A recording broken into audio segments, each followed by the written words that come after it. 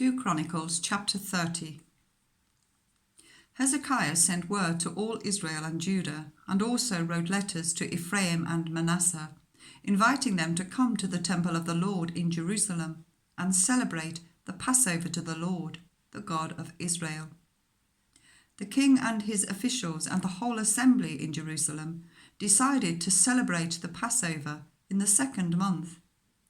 They had not been able to celebrate it at the usual time because not enough priests had consecrated themselves and the people had not assembled in Jerusalem.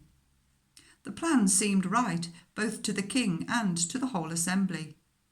They decided to send a proclamation throughout Israel from Beersheba to Dan, calling the people to come to Jerusalem and celebrate the Passover to the Lord, the God of Israel.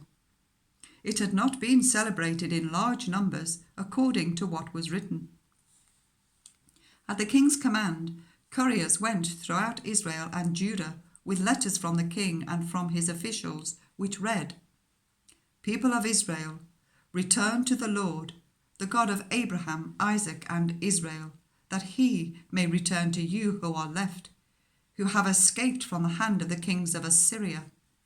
Do not be like your parents and your fellow Israelites, who were unfaithful to the Lord, the God of their ancestors, so that he made them an object of horror, as you see.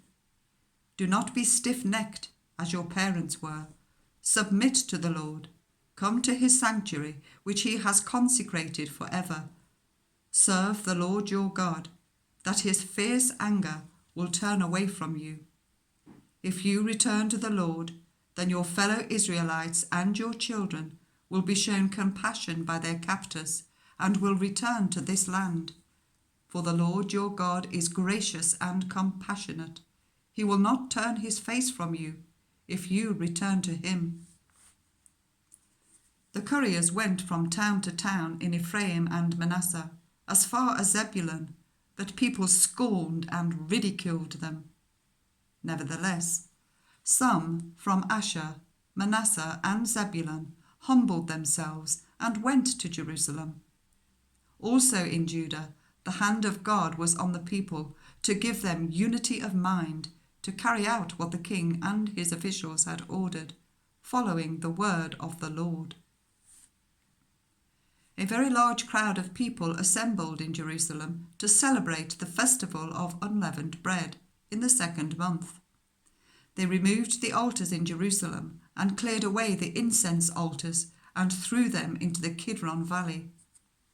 They slaughtered the Passover lamb on the 14th day of the 2nd month. The priests and the Levites were ashamed and consecrated themselves and brought burnt offerings to the temple of the Lord. Then they took up their usual positions as prescribed in the law of Moses, the man of God. The priests splashed against the altar the blood handed to them by the Levites. Since many in the crowd had not consecrated themselves, the Levites had to kill the Passover lambs for all those who were not ceremonially clean and could not consecrate their lambs to the Lord.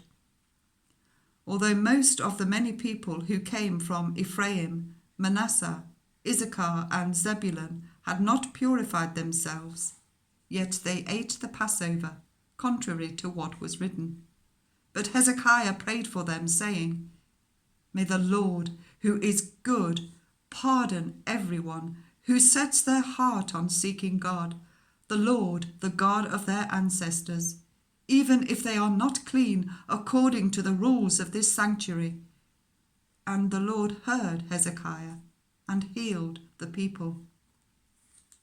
The Israelites who were present in Jerusalem celebrated the festival of unleavened bread for 7 days with great rejoicing, whilst the Levites and priests praised the Lord every day with resounding instruments dedicated to the Lord. Hezekiah spoke encouragingly to all the Levites, who showed good understanding of the service of the Lord.